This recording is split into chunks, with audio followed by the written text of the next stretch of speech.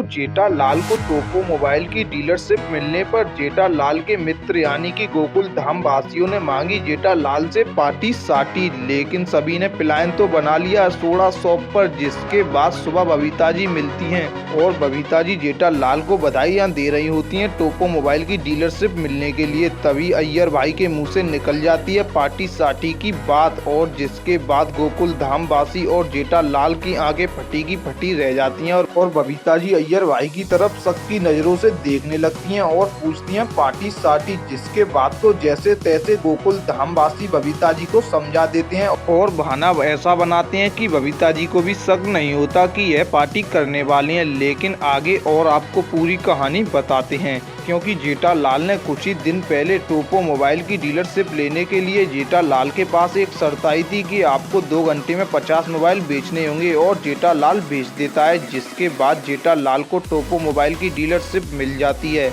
हालांकि अभी डीलरशिप मिली नहीं है, लेकिन उनके पास एक जीमेल आता है कि आपको कल 11 बजे डीलरशिप देने के लिए मैम आ जाएंगी, और जिसके बाद जेठालाल, नट्टू काका और बाघा तीनों नाचने लगते हैं। और तभी बाघा कहता है कि आप गोकुल धाम वासियों को भी बता दीजिए कि आपको डीलरशिप कल 11 बजे मिलेगी। तो जेठालाल कहता है अभी नहीं, मैं सबको सोडा शॉप पर बताऊंगा शाम को।